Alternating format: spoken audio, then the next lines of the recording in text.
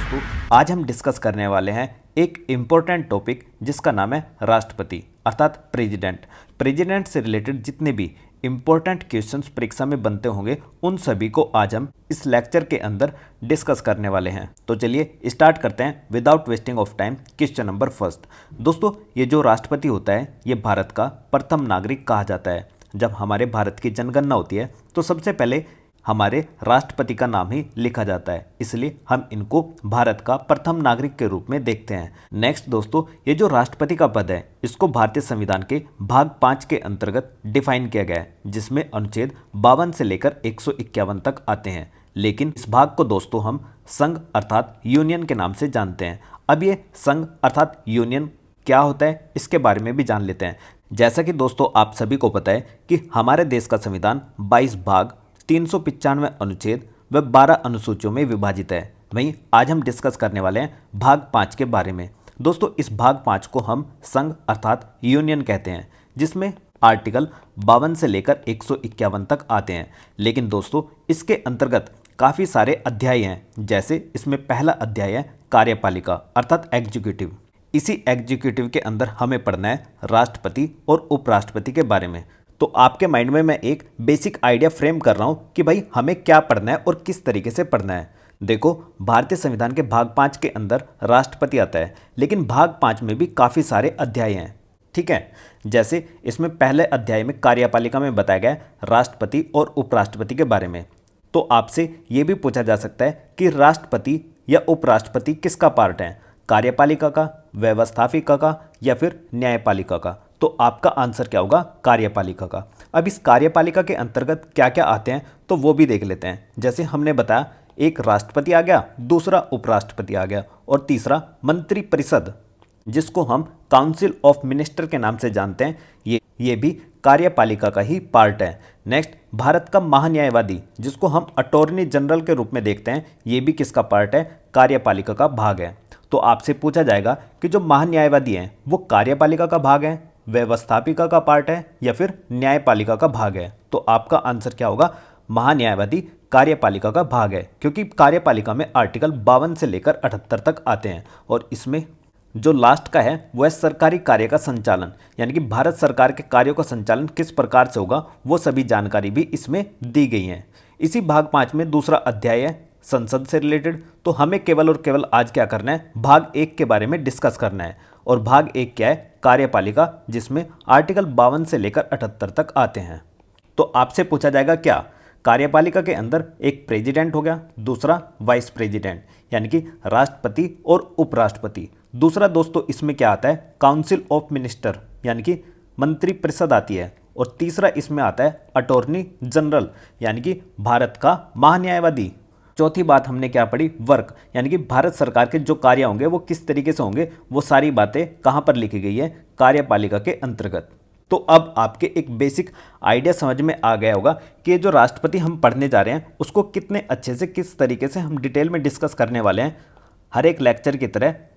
जैसा कि last lectures में हमने पढ़ा था क्या, भाग 1 जो कि यूनियन एंड इट्स टेरिटरी के बारे में है, यानी कि संघ और उसके राज्य क्षेत्र के बारे में है। फिर भाग 2 को डिस्कस किया हमने, जो कि सिटीजनशिप अर्थात नागरिकता से संबंधित है। वहीं हमने भाग 3 को बहुत ही अच्छे से डिटेल में डिस्कस किया, जिसमें हमारे फंडामेंटल राइट या फिर मूल अधिकार आते हैं। और भाग 4 दोस्तों, भाग 4 में 4 शब्द आते हैं, DPSP directive principle of state policy. इनको भी हमने काफ़ी अच्छे से डिटेल में डिस्कस किया है। नेक्स्ट दोस्तों, हमने इसके बाद में क्या डिस्कस किया था, भाग 4A। भाग 4A में क्या आते हैं, फंडामेंटल ड्यूटीज, यानी कि जो मौलिक कर्तव्य या फिर मूल कर्तव्य होते हैं वो सभी आते हैं। और ये भी बताया था कि इसमें जैसे कैपिटल लेटर देख रहे हो आप, ये ओरिजिनल कॉन्स्टिट्यूशन का पार्ट नहीं था, इसको हमने 42वें संविधान संशोधन के माध्यम से वर्ष 1976 में जोड़ा था। तो इतनी बातें हम पहले ही ऑलरेडी लास्ट लेक्चर्स में डिस्कस कर चुके हैं। आज का जो हमारा डिस्कशन होने वाला है वो राष्ट्रपति के बारे में होने वाला है। तो राष्ट्रपति से रिलेटेड जितने भी इंपॉर्टेंट आर्टिकल्स हैं उन सभी को एक एक को हम डिटेल में डिस्कस करते हुए चलते हैं। जैसे सबसे पहला आर्टिकल है आर्टिकल 52, जिसमें बताया गया है कि भारत का एक राष्ट्रपति होगा, इसका मतलब ये है कि भारत का केवल एक ही राष्ट्रपति होगा, दो या फिर दो से अधिक राष्ट्रपति नहीं हो सकते। भारत में केवल एक ही राष्ट्रपति होगा, जिसकी जानकारी कौन देता है? आर्टिकल 52। नेक्स्ट दोस्तों, आर्टिकल 53। आर्टिकल 53 बताता है कि संघ की समस्त कार्यपालिका शक्ति राष्ट्रपति में निहित होंगी। तो आर्टिकल 53 ने किसकी जानकारी दी? तो हमारी कार्यपालिका शक्ति अर्थात एग्जीक्यूटिव पावर्स हैं वो किस में निहित होंगी? राष्ट्रपति में अर्थात प्रेसिडेंट में। जैसे कि आप देखते हो कि जो सेना का सर्वोच्च कमांडर होता है हमारा कौन होता है? राष्ट्रपति ही होता है। यानी कि सेना या फिर रक्षा बल का जो सर्वोच्च कमांडर होता है वो हमारा राष्ट्रपति होता है। इसका पता हमें कहाँ से लगता है? कार्यपालिका शक्ति अर्थात एग्जीक्यूटिव पावर से ही। ये जो रक्षा बल होते हैं इनको हम क्या बोलते हैं? डिफेंस फोर्सेस बोलते हैं। नेक्स्ट दोस्तों, आर्टिकल 54 और 55 ये दोनों के दोनों आर्टिकल्स राष्ट्रपति के निर्वाचन से संबंधित है। आर्टिकल 54 बताता है कि राष्ट्रपति के इलेक्शन में कौन व्यक्ति भाग लेगा। वहीं आर्टिकल 55 हमें जानकारी देता है कि जो राष्ट्रपति का इलेक्शन होगा उसका तरीका क्या होगा, किस तरीके से उस इलेक्शन को कराया जाएगा, यानी कि उसका मैनर क्या होगा। ये जानकारी हमें कौन देता है? आर्टिकल 55। तो सबसे पहले हम डिस्कस करते हैं आर्टिकल 54 के बारे में, जो हमें बताता है कि राष्ट्रपति का निर्वाचन एक निर्वाचक मंडल के द्वारा किया जाएगा। ये निर्वाचक मंडल क्या होता है दोस्तों? इस निर्वाचक मंडल को हम अंग्रेजी में इलेक्टोरल कॉलेज के नाम से जानते हैं। तो नाम से ही क्लियर है, मंडल। मंडल का मतलब कुछ लोगों की क्या है? ग्रुपिंग है, कुछ लोगों का ग्रुप है। यानी कि एक निर्वाचन मंडल में कुछ ग्रुप है लोगों का जो इसमें क्या करेगा? पार्टिसिपेट करेगा। किसमें? राष्ट्रपति के इलेक्शन में। तो इसमें कौन कौन व्यक्ति भाग लेंगे? तो देखो, उसके लिए मैं आपको एक शॉर्ट ट्रिक बताता हूँ जो आपको याद रखनी है। इसमें भाग वो लेगा जो भी व्यक्ति सभा का सदस्य होगा, और दूसरा जो व्यक्ति निर्वाचित अर्थात इलेक्टेड होगा वो व्यक्ति इसमें पार्टिसिपेट करेगा। ये बातें आपको ध्यान रखनी है। यानी कि दो वर्ड की आपको याद रखनी है, पहला सभा और दूसरा निर्वाचित अर्थात इलेक्टेड। अब इस सभा से क्या मतलब है? तो इस सभा से मतलब है लोकसभा, राज्यसभा और विधानसभा। जो भी व्यक्ति लोकसभा, राज्यसभा या विधानसभा का निर्वाचित सदस्य होगा वो व्यक्ति क्या करेगा? राष्ट्रपति के इलेक्शन में भाग लेगा। दोबारा से फिर बता रहा हूँ, लोकसभा, राज्यसभा और विधानसभा इन तीनों सभाओं के निर्वाचित सदस्य ही क्या करते हैं? राष्ट्रपति के इलेक्शन में भाग लेते हैं, और इसी को क्या कहते हैं हम? निर्वाचक मंडल अर्थात इलेक्टोरल कॉलेज कहते हैं। इसका मतलब ये हुआ कि अगर कभी विधान परिषद आती है कि विधान परिषद के सदस्य इसमें भाग लेते हैं या नहीं लेते हैं, तो भाई इसमें भाग नहीं लेंगे। दूसरा, आपसे ये भी पूछा जा सकता है कि जो व्यक्ति नॉमिनेटेड अर्थात मनोनीत सदस्य होते हैं क्या वो राष्ट्रपति के इलेक्शन में भाग लेते हैं? तो नहीं होंगे, क्योंकि हमने पहले ही लिख दिया है कि इसमें कौन लेगा भाग? निर्वाचित सदस्य है। अब देखो, ये जो लोकसभा और राज्यसभा है ये दोनों के दोनों ही कहाँ पर है? केंद्र में है। लेकिन विधानसभा दोस्तों राज्य के अंदर होती है, यानी कि स्टेट के अंदर होती है। तो सभी राज्यों की जो विधानसभाएं इसमें पार्टिसिपेट करती है। लेकिन दो केंद्र शासित प्रदेश कौन कौन से? दिल्ली एंड पुदुचेरी, इन दोनों की जो विधानसभा है ये भी क्या करती हैं? राष्ट्रपति के इलेक्शन में भाग लेती हैं। और इनको जोड़ा गया था 70वें नंबर के संविधान संशोधन के माध्यम से वर्ष 1992 में। तो आपको ध्यान रखना है, दिल्ली और पुदुचेरी मात्र दो केंद्र शासित प्रदेश ऐसे हैं जिनकी विधानसभा के सदस्य राष्ट्रपति के इलेक्शन में भाग लेते हैं। नेक्स्ट है दोस्तों आर्टिकल 55। आर्टिकल 55 बताता है कि राष्ट्रपति के निर्वाचन की रीति, यानी कि राष्ट्रपति का निर्वाचन किस तरीके से होगा, उसमें कौन सा मेथड अपनाया जाएगा, उसके बारे में जानकारी हमें कौन देता है? आर्टिकल 55। दोस्तों, राष्ट्रपति का इलेक्शन होता है अनुपातिक प्रतिनिधित्व पद्धति के आधार पर, जिसको हम अंग्रेजी में प्रोपोर्शनल रिप्रेजेंटेशन सिस्टम के नाम से जानते हैं, अर्थात PRS, प्रोपोर्शनल रिप्रेजेंटेशन सिस्टम, यानी कि अनुपातिक प्रतिनिधित्व पद्धति के आधार पर एकल संक्रमणीय मत प्रणाली, यानी कि सिंगल ट्रांसफरेबल वोटिंग सिस्टम से क्या होता है? हमारे राष्ट्रपति का इलेक्शन होता है। और दोस्तों, ये जो भारत के राष्ट्रपति का इलेक्शन होता है ये गुप्त मतदान होगा, अर्थात सीक्रेट बैलेट के आधार पर ये क्या होगा? हमारे राष्ट्रपति का इलेक्शन होगा। ठीक, तो ये क्या अपनाते हैं हम? तरीका अर्थात मैनर अपनाते हैं किसके? राष्ट्रपति के इलेक्शन में। अगर वहीं आपसे ये पूछ लिया जाए राष्ट्रपति के साथ साथ कि जो हमारे उपराष्ट्रपति हैं जिनको हम वाइस प्रेसिडेंट के नाम से जानते हैं उनके इलेक्शन का तरीका कहां पर बताया गया है, तो वो है भाई आर्टिकल नंबर 66। इस आर्टिकल में उपराष्ट्रपति की क्वालिफिकेशन और इलेक्शन का जो प्रोसेस होगा वो सारी की सारी बातें बताई गई हैं। तो आपको ध्यान रखना है आर्टिकल 66 55 में तरीका है राष्ट्रपति का, 66 में तरीका किसका है, वाइस प्रेसिडेंट का। ठीक है, देखो जितना भी आपको कंफ्यूजन होना है ना इसी लेक्चर में हो जाना, इसलिए मैं आपको काफ़ी सारे आर्टिकल्स ऐसे बताऊंगा जो कि आपके माइंड में काफ़ी ज़्यादा कंफ्यूजन करेंगे। इसलिए इस लेक्चर को बहुत अच्छे से बहुत ध्यान से आपको देखना है ताकि आप एग्जाम में क्या कर सको, अपना सही तरीके से सटीक आंसर लगा सकें, आप कंफ्यूज ना हो जाओ पेपर में बैठ के। जितना भी कंफ्यूजन होना है यहीं पर अपना क्लियर कर लेना। नेक्स्ट है दोस्तों आर्टिकल 56, और इन आर्टिकल्स को याद कराने की जिम्मेदारी मेरी है। सिर्फ आप अभी सुनते हुए चलिए, अगर आपके याद भी नहीं हो रहे ना तो एक बार बस थोड़ा सा मेमोरी में रखिए कि हाँ भाई ऐसा आर्टिकल बताया। आने वाले 2-3 लेक्चर में आपके फिंगर टिप्स पर होंगे सभी।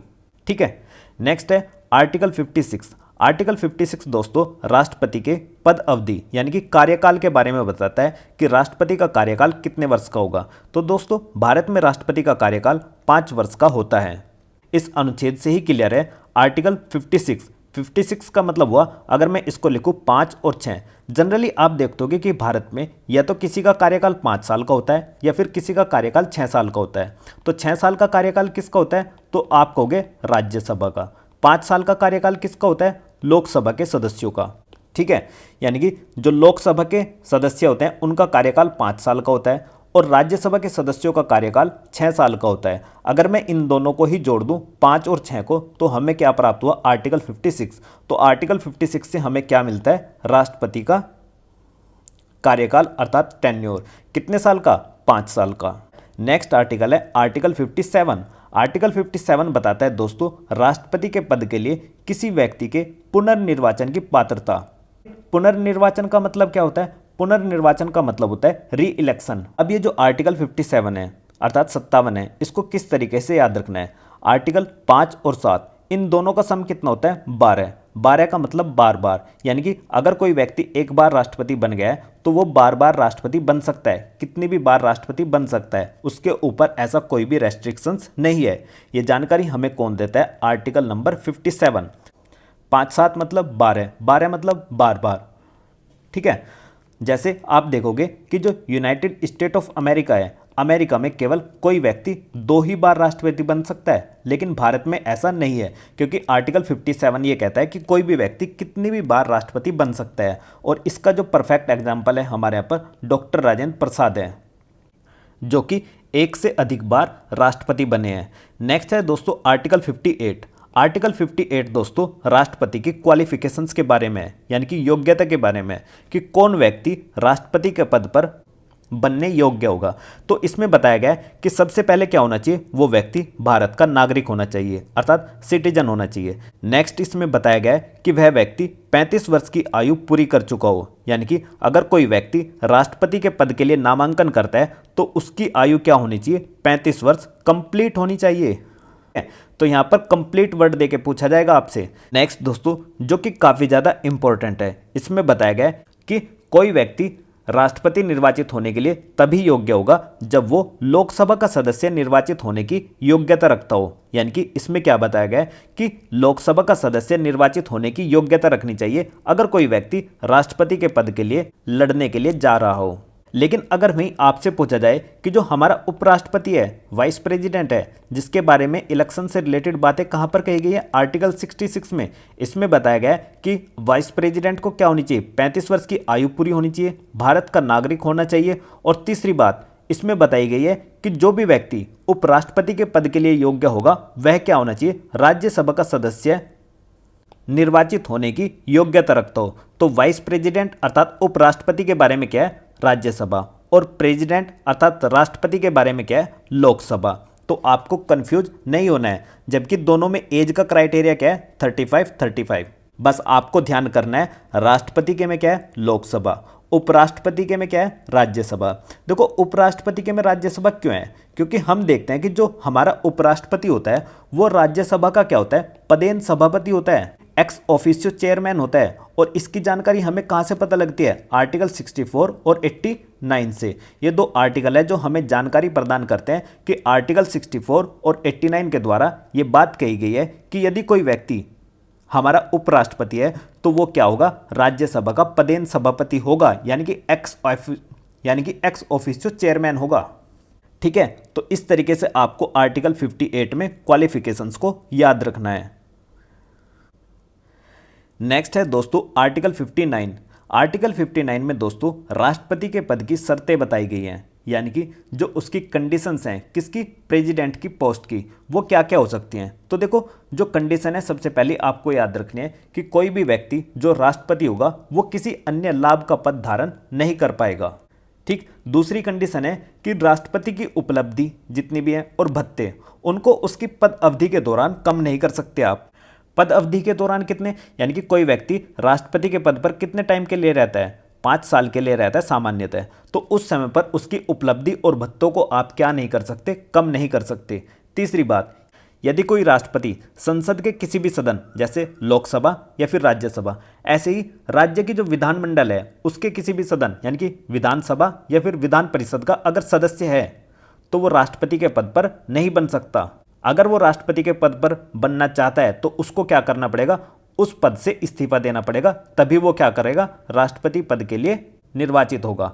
और अगर कोई व्यक्ति राष्ट्रपति के पद के लिए निर्वाचित हो जाता है तो ऐसा मान लिया जाएगा कि उसने उस पोस्ट को क्या कर दिया, छोड़ दिया है, या तो वो लोकसभा, राज्यसभा, विधानसभा या विधान परिषद इन सभी में से उस पोस्ट को छोड़ चुका है जब वो राष्ट्रपति के पद पर पहुंच जाएगा, वो मतलब हमारे राष्ट्रपति। ठीक है, नेक्स्ट दोस्तों हम डिस्कस करते हैं आर्टिकल 60। आर्टिकल 60 में राष्ट्रपति द्वारा शपथ प्रतिज्ञान है, यानी कि उसकी ओथ के बारे में बताया गया है। ओथ मतलब शपथ के बारे में। दोस्तों सामान्यतः आपने सुना होगा कि जो भारतीय संविधान की अनुसूची 3 है वो क्या करती है, शपथ के बारे में बयान करती है, यानी कि शपथ के बारे में बताती है कि कोई भी व्यक्ति किस हिसाब से शपथ लेगा, उसकी शपथ का प्रारूप क्या होगा, वो सारी बातें हमें अनुसूची 3 में प्रदान की गई है। जैसा कि दोस्तों ये रही आपके सामने अनुसूचित 3। अनुसूचित 3 में शपथ या फिर प्रतिज्ञान के प्रारूप दिए गए हैं। जैसे जो संघ का मंत्री होगा वो इस तरीके से ये लेटर पढ़ेगा कि हाँ भाई मैं इस तरीके से शपथ ले रहा हूँ। वहीं अन्य व्यक्तियों के बारे में भी जिक्र है, जैसे उच्चतम न्यायालय के न्यायाधीश और भारत के नियंत्रक मालिका द्वारा जो शपथ का प्रारूप होगा वो ये वाला होगा। तो इस तरीके से क्या है, यहाँ पर अनुसूची 3 में फॉर्मेट दिए गए हैं कुछ, जिनके माध्यम से क्या लेते हैं, प्रत्येक व्यक्ति इस प्रारूप को पढ़कर क्या करता है, शपथ लेता है। तो आपसे देखो अनुसूची 3 से यह भी पूछा जा सकता है कि शपथ का प्रारूप कहाँ पर है, अनुसूची 3 में। और जो उच्चतम न्यायालय के न्यायाधीश हैं और जो महालेखा नियंत्रक परीक्षक होता है CAG, यानी कि CJI और CAG, इन दोनों का फॉर्मेट क्या है, सेम है। तो अब बात यहाँ पर फंसती है कि जो हमारा प्रेसिडेंट है अर्थात राष्ट्रपति है, राष्ट्रपति का प्रारूप जो शपथ का होता है वो यहाँ पर अनुसूची 3 में देखने को नहीं मिलता। जो हमारे भारत के राष्ट्रपति हैं उनको जो शपथ दिलाई जाती है वो आर्टिकल 60 में वर्णित की गई है। जब आप भारतीय संविधान का आर्टिकल 60 देखोगे तो उनका प्रारूप आर्टिकल 60 में दिया गया है। जैसे ये रहा आर्टिकल 60। आर्टिकल 60 में राष्ट्रपति के शपथ के बारे में बताया गया है कि कोई भी व्यक्ति अगर राष्ट्रपति के रूप में शपथ लेता है तो वो अपने कर्तव्यों का निर्वहन करने से पहले क्या करेगा, भारत के मुख्य न्यायमूर्ति के सामने क्या लेगा, शपथ लेगा। अगर वहीं भारत के मुख्य न्यायमूर्ति अनुपस्थित हैं तो उनकी जगह पर कोई भी उच्चतम न्यायालय का जो भी सबसे ज्येष्ठतम न्यायाधीश होगा वो उनको शपथ दिलाएगा। अब शपथ का प्रारूप क्या होगा, तो दोस्तों शपथ का प्रारूप रहा, देखो ये, मैं अमुक व्यक्ति मतलब उसका नाम होगा यहाँ पर, ईश्वर की शपथ लेता हूँ कि मैं श्रद्धापूर्वक भारत के राष्ट्रपति पद का कार्यपालन करूँगा तथा अपनी पूरी योग्यता से संविधान और विधि का परिरक्षण, संरक्षण और प्रतिरक्षण करूंगा और मैं भारत की जनता की सेवा और कल्याण में निरत रहूंगा। तो ये फॉर्मेट किसका है, हमारे राष्ट्रपति का। कहां पर, आर्टिकल 60 में। ऐसे ही दोस्तों कुछ पोस्ट ऐसी हैं जिनका जो प्रारूप है वो अनुसूचित 3 में नहीं है और इसके लिए सबसे पहली पोस्ट किसकी है, राष्ट्रपति की। इनके बारे में प्रारूप है आर्टिकल 60 में। वहीं जो हमारे वाइस प्रेसिडेंट है उनका प्रारूप कहाँ पर है, आर्टिकल 69 में। और जो हमारे गवर्नर है उनका प्रारूप है आर्टिकल 59 में। तो ये 3 पोस्ट ऐसी हैं जिनके बारे में आपको याद रखना है कि इनके शपथ का प्रारूप अनुच्छेदों में दिया गया है। ठीक है, नेक्स्ट हम डिस्कस करते हैं आर्टिकल 61। आर्टिकल 61 के द्वारा क्या होता है दोस्तों, राष्ट्रपति पर महाभियोग की प्रक्रिया चलाई जाती है। अब ये महाभियोग क्या होता है, तो महाभियोग का मतलब होता है कि किसी भी व्यक्ति को उसके पद से हटाना। आर्टिकल 61 में क्या है, प्रक्रिया अर्थात प्रोसेस को बताया गया है कि भारत के राष्ट्रपति को किस प्रकार से आप उसके पद से हटा सकते हो। ये जानकारी हमें कौन देता है? आर्टिकल 61। दोस्तों, अगर मैं बात करूं कि महाभियोग की जो शक्ति है, जो पावर है, वो किस अनुच्छेद में दी गई है, तो वो दी गई है मेरे भाई आर्टिकल 56 की क्लॉज 1 की सब क्लॉज 1 बी के अंदर। ठीक है, तो आपको कंफ्यूजन नहीं होना है कि जो महाभियोग की जो शक्ति है वो दी गई है आर्टिकल 56 की 1 की सब क्लॉज बी में, और महाभियोग की जो प्रक्रिया है यानी कि प्रोसीजर है वो कहां पर दिया गया? आर्टिकल 61 में। Next, article 62। आर्टिकल 62 में राष्ट्रपति के पद की रिक्ति को भरने के लिए चुनाव कराने का समय बताया गया है। तो देखो दोस्तों, राष्ट्रपति का जो इलेक्शन कराया जाना चाहिए वो विद इन 6 मंथ करा लेना चाहिए अगर राष्ट्रपति का पद खाली होता है। अब पद खाली किस तरीके से हो सकता है? या तो उनका टेन्योर पूरा हो गया यानी कि कार्यकाल पूरा हो गया, या फिर राष्ट्रपति की पद पर रहते हुए मृत्यु हो गई हो, तब भी खाली हो सकता है, या फिर उन्होंने क्या दे दिया हो? त्यागपत्र दे दिया हो अपने पद से कि भाई मैं इस पद पर नहीं रहना चाहता हूं, या फिर उनको क्या करा गया हो? महाभियोग की प्रक्रिया के द्वारा हटाया गया हो। तो इस प्रकार की कुछ कंडीशंस बन सकती है जिनके द्वारा राष्ट्रपति का पद खाली हो सकता है। तो ये कितने समय में कराना होगा? विद इन 6 मंथ के अंदर कराना पड़ेगा। और इसको कौन कराएगा दोस्तों? इसको कराएगा इलेक्शन कमीशन ऑफ इंडिया, यानी कि भारत निर्वाचन आयोग राष्ट्रपति के इलेक्शन को कराता है। अब देखो, सपोज करो कि इस इलेक्शन में धांधली हो गई, यानी कि अवैध तरीके से इस इलेक्शन को कराया गया, तो इसके बारे में जो निश्चय देगा वो कौन देगा? हमारा honourable supreme court. Supreme court बताएगा कि भाई ये जो इलेक्शन हुआ है ये इलीगल तरीके से हुआ है या फिर कैसे हुआ है। और दोस्तों, इसके लिए रेस्पॉन्सिबल आर्टिकल कौन सा है? तो आर्टिकल 71 में ऐसी बात बताई गई है कि यदि राष्ट्रपति या फिर उपराष्ट्रपति इन दोनों के इलेक्शन से रिलेटेड कोई भी विवाद हो या फिर जांच का विषय हो, उसमें जो अंतिम राय होगी वो किसकी होगी? सुप्रीम कोर्ट की होगी। सुप्रीम कोर्ट ही बताएगा कि भाई ये जो इलेक्शन हुआ है वो सही तरीके से कराया है इलेक्शन कमीशन ऑफ इंडिया ने या फिर नहीं। ठीक है, तो इस तरीके की कुछ बातें आपको इन अनुच्छेदों से याद रखनी थी। नेक्स्ट दोस्तों, हम डिस्कस करते हैं राष्ट्रपति का निर्वाचन। दोस्तों, जैसा कि हमने बताया कि राष्ट्रपति का निर्वाचन की विधि, जिसको हम आर्टिकल 55 में पढ़ते हैं, और निर्वाचक मंडल, जिसको हमने डिस्कस किया आर्टिकल 54 में। तो देखो, सबसे पहले हम देखते हैं राष्ट्रपति के निर्वाचन की पद्धति। अनुपातिक प्रतिनिधित्व प्रणाली, जिसको हमने बताया था PRS, प्रोपोर्शनल रिप्रेजेंटेशन सिस्टम के द्वारा, एकलमत संक्रमणीय प्रणाली के द्वारा, यानी कि सिंगल ट्रांसफरेबल वोटिंग सिस्टम को अपनाया जाता है, और राष्ट्रपति का इलेक्शन गुप्त मतदान अर्थात सीक्रेट बैलेट के आधार पर होता है। साथ ही साथ निर्वाचक मंडल में कौन कौन भाग लेंगे? तो संसद के दोनों सदनों के निर्वाचित सदस्य। तो मैंने आपको एक कीवर्ड बताया था सभा, और दूसरा बताया था क्या? निर्वाचित। तो सभा में क्या आ गया? संसद के दोनों सदन। दोनों सदन कौन? लोकसभा और राज्यसभा। और तीसरा यहां पर बताया गया कि राज्यों की विधानसभा के निर्वाचित सदस्य, यानी कि लोकसभा, राज्यसभा और राज्यों की विधानसभा का मतलब हुआ VS। यहां पर इस तरीके से रिप्रेजेंट कर रहा हूं मैं। ठीक है, नेक्स्ट दोस्तों, आपको यह भी बताया था कि 2 केंद्र शासित प्रदेश ऐसे हैं, दिल्ली एंड पुदुचेरी, जिनकी जो विधानसभा होती है वो क्या करती हैं? राष्ट्रपति के इलेक्शन में भाग लेती हैं। देखो, यहां पर इन्होंने गलती कर दी घटना चक्र वालों ने, यहां पर जम्मू कश्मीर भी लिख दिया। दोस्तों, जम्मू कश्मीर क्या करता है? राष्ट्रपति के इलेक्शन में भाग नहीं लेता।